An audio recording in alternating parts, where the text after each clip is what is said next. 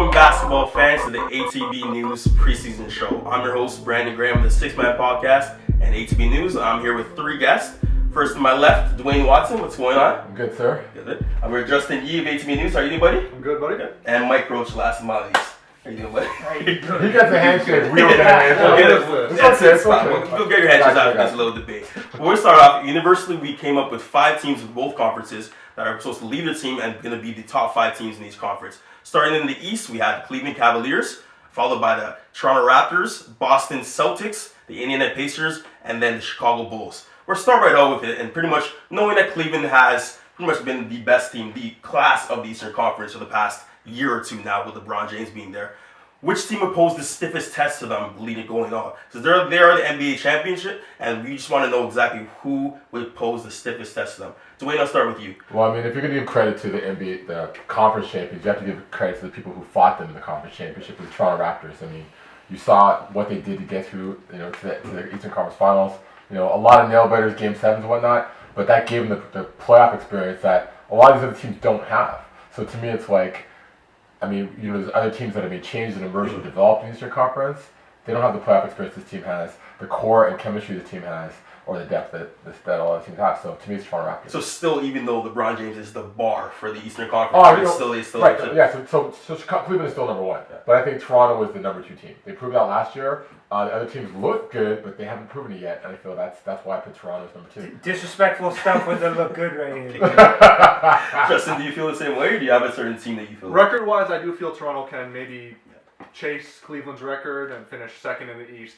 7-game playoff series, I don't see the Raptors taking down LeBron unless... Oh, no, realistic. That's very realistic. Who can challenge the most? I'm not saying they're going to beat them, but the question is who can challenge the most. Sorry. Put it this way, no Eastern Conference opponent has done it since Paul Pierce 7 years ago? Exactly. So, in a 7-game series, I'm going to go with the Chicago Bulls. They have one of the best two-way players in Jimmy Butler.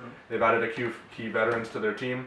I know last year they didn't make the playoffs, but in the regular season they put up a good fight against the Cleveland. I think they went 2-1 against them. So in a 7-game series, I'm not saying they can beat them, but definitely put up a fight against Cleveland. Plus Dwayne Wade, obviously being Dwayne Wade, LeBron, they've never played each other in a playoff series. Everyone would love to see that. Exactly.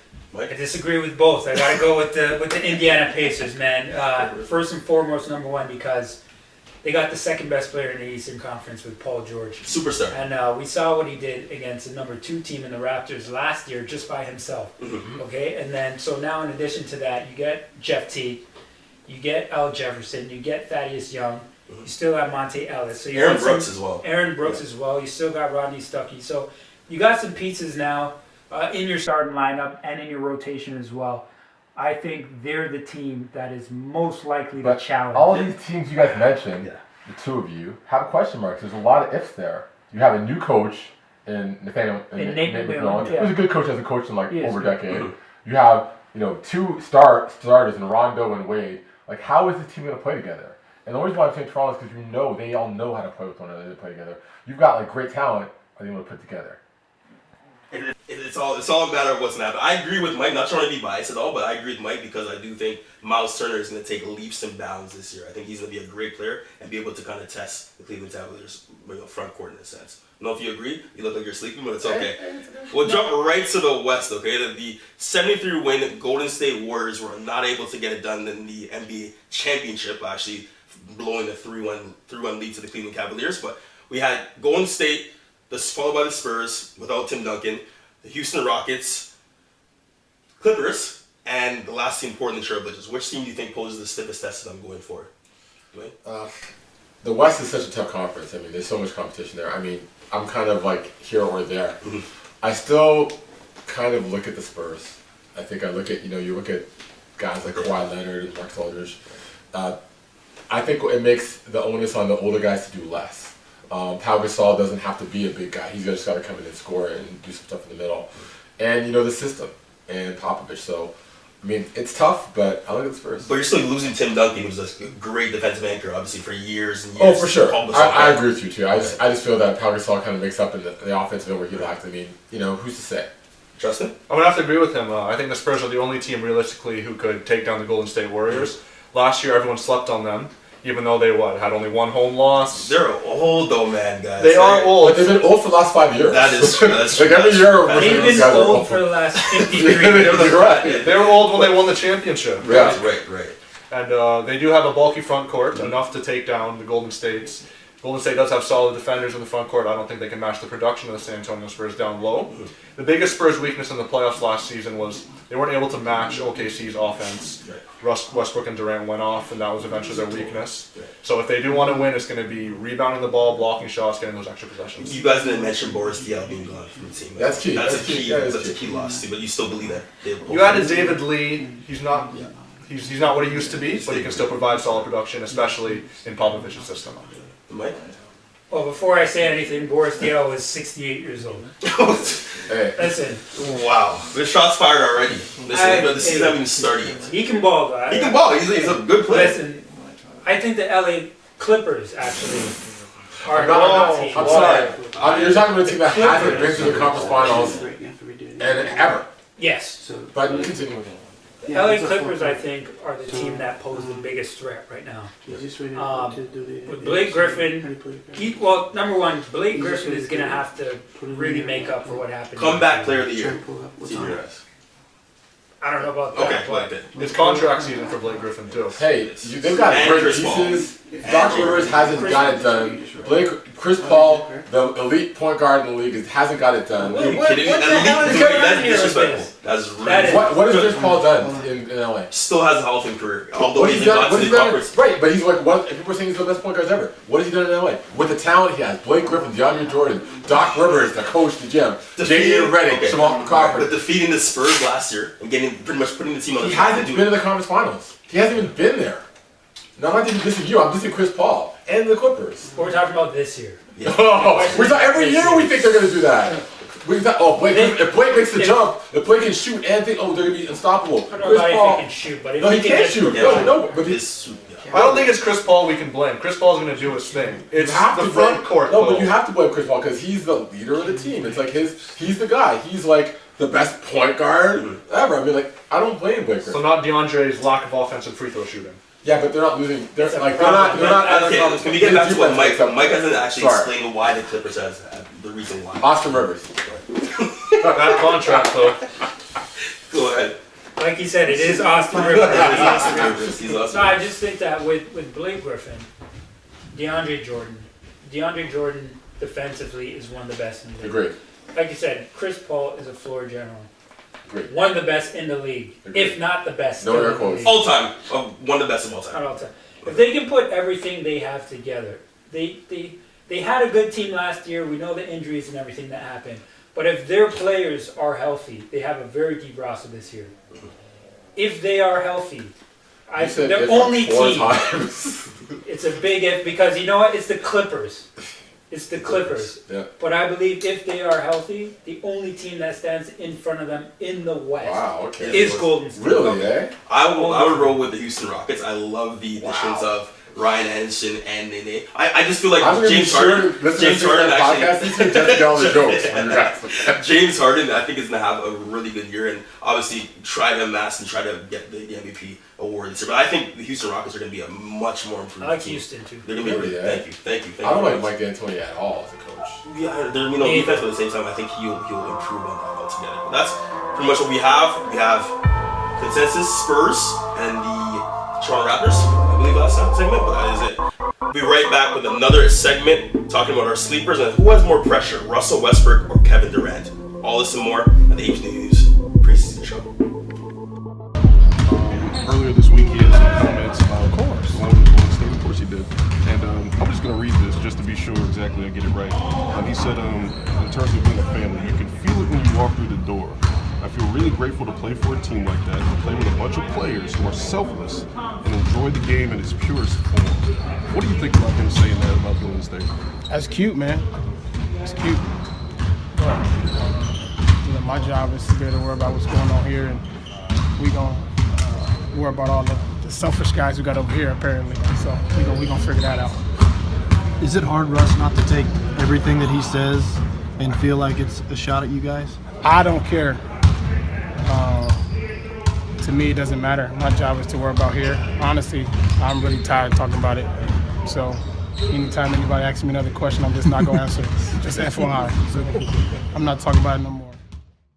Welcome back to the ATBNews preseason show. I'm Brandon Graham alongside Dwayne Watson, Justin Yee, and Mike Roach. Right now we're going to get into Russell Westbrook and his not falling out, with Kevin Durant. Kevin Durant, now a Golden State Warrior, looking to actually amass and get a championship with the Golden State Warriors, along with Steph Curry, Klay Thompson, and Draymond Green. But which player has more pressure on them? Russell Westbrook has a team with Victor Oladipo now, but which player would have more pressure going into the season to perform altogether?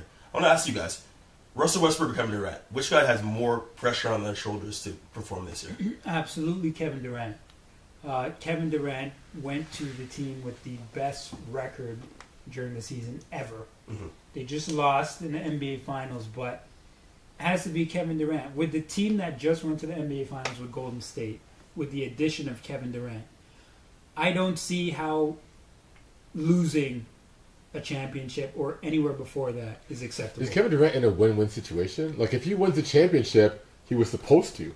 Like, he's not. If he loses, if they don't win the championship, it's like they didn't win. But if he wins, is he gonna get props for that? Like, because everyone's gonna point to the team. So it's pretty much just saying it's a damage to his legacy in a sense. Yes, you'd be pretty much a Matt. That's 100%. 100%. Okay. Like, if he joined a team like the Clippers that could use his talents to. Absolutely. I agree with that, because the difference too is that Russell Westbrook, the pressure for him isn't to win in so much, in my opinion. It's just to perform. Justin, do you feel the same way? Winning changes everything. Remember, LeBron's legacy was about to get ended when he signed with Miami, saying, "Oh, you have to join Dwayne Wade. You're going to be the next Scottie Pippen." Mm-hmm. He won. Did everyone shut up after? The difference between that, though, is that the Warriors were a shot away from winning the championship, and I mean, them coming together, they took them to another level. This team was like, they could win theoretically next year without Kevin Durant. Right. Yeah. So the problem with that's why legacy comes in, where he's not going to make this. No one's going to say they won the championship because of Kevin Durant, and that's why that move bothered We're just me. up 3-1. Yeah. I'm throwing on the eventual 73-win Liars in a sense. But once again, Russell Westbrook having this team of young players with Victor Oladipo, now we have Domantas Sabonis and his Cantor and whatnot. I feel he has pressure on himself to perform and actually be the All-Star MVP caliber player that he is. You don't feel the same way? But he's proven that he can, numbers-wise. I mean, if you need pressure in terms of getting him to be a winning team, right. I don't think anyone expects that, because when Kevin Durant was out, he had phenomenal numbers, but they weren't winning. Mm-hmm. So I think everyone kind of knows the animal that he is. I mean, and he is an animal. But I don't think anyone's going to say, I don't think there's pressure, because I think he can prove he can put the numbers up, but he hasn't proven that he can make his teammates better. And that's going to be a knock on him from a career standpoint, but all eyes are on KD to me. Russell Westbrook is going to perform. He's an absolute freak of nature. He's one of the best athletes probably in sports, period. Not just basketball. Mm-hmm. He's going to perform. He's going to put up big numbers. Now, just like you said, is that going to translate into wins? I'm sure it will. How much? I don't know. Playoffs? Ooh. Playoffs. Dude, that's a good question. That's a good question. 7 or 8, maybe? Yeah. 7 or 8? Oh, never say that. But right now, champions. We're going to crown our champions. We'll go first, East and West. Who's your East champion? Are you NBA champion or? East champion, and then we'll go to the NBA champion. Can I speak for everyone when I say Cleveland Cavaliers? All right, that's out of the way. All right. Shocker. Our NBA champions, guys. Our NBA champions. Who would be the 2017 NBA champion? I say the Golden State Warriors. I mean, you add one of the 3 best players in the league to the best team in the league, and you're adding like one player to a system that's already been working. So I think Kevin's just going to fit in with what they're doing there. He doesn't have to do what he did in OKC, and that's it. So special. But defensively, Golden State losing Andrew Bogut, I think they're going to be really weak up front. Fair, but who do you defend on that team? Like, you can't sag off anyone on the floor. I mean, Jazz is there, but it's like you can't sag off to help, or you can't. You can't help anyone. Justin? I'm going to go with the Cleveland Cavaliers. Thank you. You are the champs until you are the champs no more. Yes, I understand the opposition who had 3-1 up on you adds Kevin Durant. Look at Durant's history against LeBron. Look at how Kyrie plays against Steph Curry. And look at how Tristan Thompson, the player people don't mention too often for the Cleveland Cavaliers, he was a huge reason the Cavaliers beat the Warriors. For sure. What, 13 rebounds and tearing apart the offensive Shout out boards. to Branson, by the way. Yeah. Mike? I have to say the Warriors at this point, man. Look at them. Seriously, what do you want me to say here? I mean, with the addition of KD, it's just like, it's just too You much. mean JaVale McGee. Yeah, JaVale McGee, that's one thing. But, with a serious note, Steph Curry is still the MVP, okay? Draymond Green, Yeah. Did you see how he played in Game 7? Mm-hmm. I mean, my Lord have mercy. Yeah. Okay, it is possible now that Draymond Green can also be the defensive player of the year. Oh, for sure. Yeah. It's a two years from runner-up. Add KD into that, Klay Thompson. To me, it's just too much. I'm gonna agree with Justin and say that talk about the actual NBA championship MVP, LeBron James, and how it's the Cleveland Cavaliers. It's just signed J.R. Smith to a 4-year extension. I just think they have the best chance. Yeah, but you got to look at one thing though, right? The Warriors, their whole mission this season is to win the championship. It's not about wins. It's not about anything. All they have to do is win, and if they don't win, it's a failure. I mean, Cleveland's a champion; they want to win again, but the Warriors are locked in, and they added one of the best players to me. That pressure is off Cleveland now, though. Do you remember all those Kyrie, LeBron conflicts? Yeah. And I think all that's gone, and that was shared when they hugged each other after that championship. And Kevin loves Zero for how much you contribute to a championship, yes. But still, that pressure's off them now. They have that championship, and they can play a lot more loosely now. And Kyrie's going to be playing with all the confidence in the world right now. I have the utmost confidence in the Cleveland Cavaliers. We'll talk about that. In the Eastern Conference, sticking in the Eastern Conference with the Toronto Raptors, and exactly what they need to do to become the Eastern Conference champions. Can they do it? Can they not? I'll listen more next. The Toronto Raptors, losing 4-2 to the Cleveland Cavaliers, eventual NBA champions last year, having a great season with 56 wins. What can they do coming up next? DeMar DeRozan and Kyle Lowry had a great summer with the USA team. My question is, can this team live up to expectations and repeat as Eastern Conference finalists? That's a lofty measure. I mean, I think as any team, what they did the year before in the playoffs, you always expect them to do better. They were stuck not getting out of the first round forever, and the goal was for them to get to the second round. Now, theoretically, the goal should be to win the Eastern Conference, which is kind of crazy if you ask a lot of people. And I was kind of torn in terms of thinking like how this team lost some talent and gained some talent if they could get back there. And, we talked about this previously. I think that playoff experience and that chemistry is going to work to their favor. So I think they have an opportunity to get back there. I mean, there's a lot of variables at play with a lot of good teams changing it better, like Indiana, Atlanta you mentioned. But I kind of think I think they can do it. Justin? Masai Ujiri's approach has always been less is more. He didn't want to make as many big moves this offseason like the New York Knicks or the Chicago Bulls. We'll have DeMar Carroll back at full health, hopefully. He appeared in only about 20 games last season. He is the X factor right now. And the Raptors are heavily invested in Jonas Valanciunas. They let Biyombo walk, solidifying his spot at the center position. He'll have to improve on defense, though, if the Raptors look to go forward. If Jonas and DeMar Carroll can have some career years, I believe they could. Get right back to the finals. To the Eastern Conference Finals, yes. If not, then no. Perfect. All right, going from there, which player do you think will have can emerge as the best player? Not the best player. Which player can emerge as a guy that could be heavily relied on? You touched on Justin, DeMar Carroll. He's the guy. I mean, he was their free agent guy last year. Didn't play much. His ability to obviously defend on the floor, pretty much any position, stretch the floor with his 3-point shooting, and also give that leadership. And he plays with heart and example. I think if he plays anywhere close to what we saw in Atlanta, he's going to make it a lot easier for Kyle and DeMar. I think that if he's healthy, this team's going to go with him. I'll go with Mike. You agree? Valanciunas is the guy. He's the guy on both ends of the floor who needs to step up. Mm. He's head and shoulders above any other big on their team. And when it comes to defending and rebounding and just toughness and grit, without him, they're not making it anywhere close. Well, the goal is to make sure that he remains healthy. Or hopefully he remains healthy. He needs, even if he is healthy, that doesn't mean he's going to step up and be big time all season long. Right.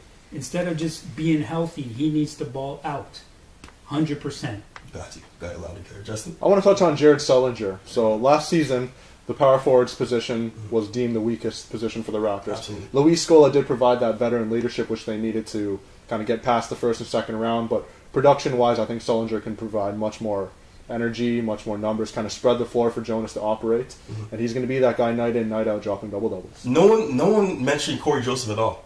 Being so just unexpectedly really, really crucial than certain the playoff hero. I think he's crucial. I just don't think that it's not to blow what he brings to the team, but like he's not going to he's played better than he did obviously in San Antonio. He's really done his work, but I don't think he's going to be the guy he's going to be a third guy to carry the team. I don't know.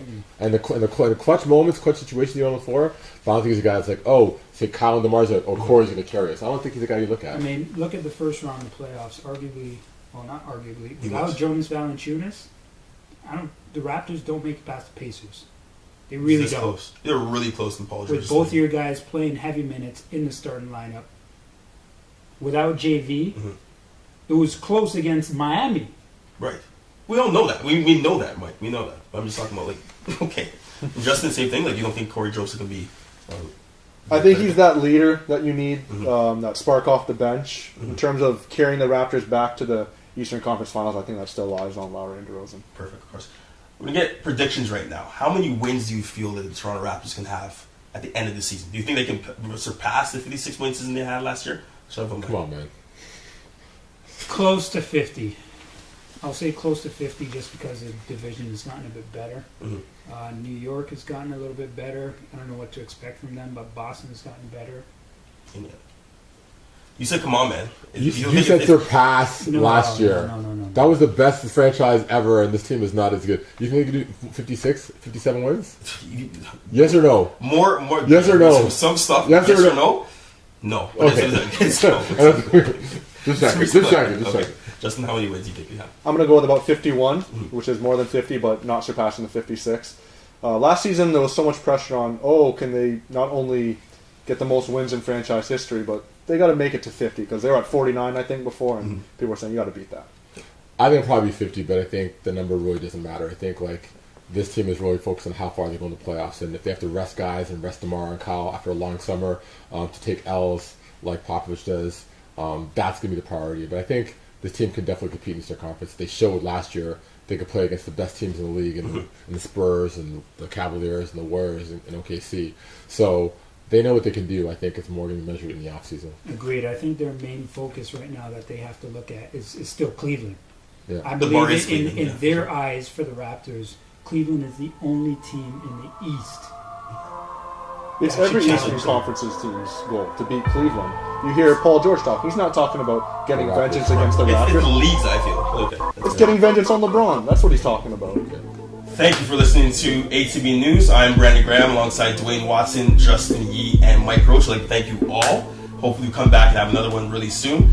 Okay, make sure you follow ATB News at atbnews.com on Instagram, and on Twitter you can follow ATB News.